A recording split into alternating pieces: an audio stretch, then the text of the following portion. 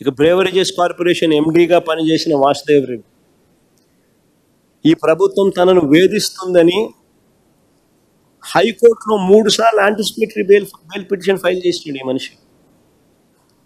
ఈ ప్రభుత్వం తనను వేధిస్తూ ఉందని, హెరాస్ చేస్తూ ఉందని 3 సార్లు యాంటిసిపేటరీ బెయిల్ పిటిషన్ హైకోర్టులో ఫైల్ చేసినాడు.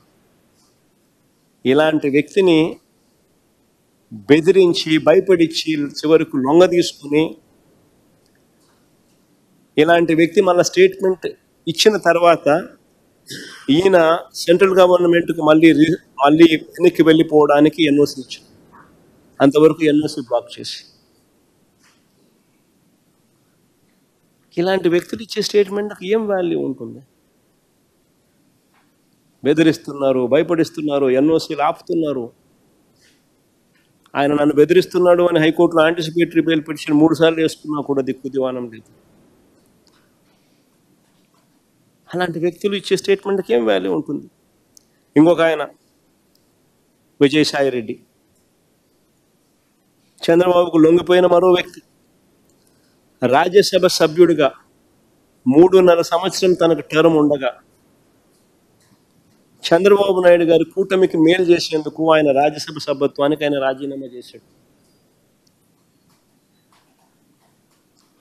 వైఎస్ఆర్సీపీకి ఎమ్మెల్యేల బలం లేదు, మళ్ళీ రాజ్యసభకు వైఎస్ఆర్సీపీ పంపించే అవకాశం ఉండదు అని తెలిసి, తన రాజీనామా వల్ల చంద్రబాబు నాయుడు గారి కూటమికి మేలు జరుగుతుందని తెలిసి తన 3.5 సంవత్సరం టర్ము ఆ కూటమికి తాను ప్రలోభాలకు లోనై అమ్మేసి,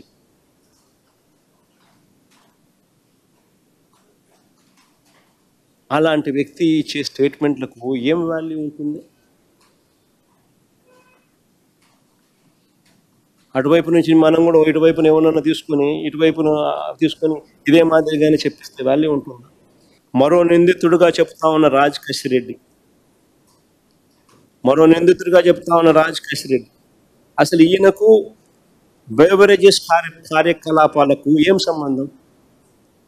అసలు ఈయనకు బెవరేజెస్ కార్పొరేషన్కు సంబంధించిన వ్యవహారాలకు ఏం సంబంధం?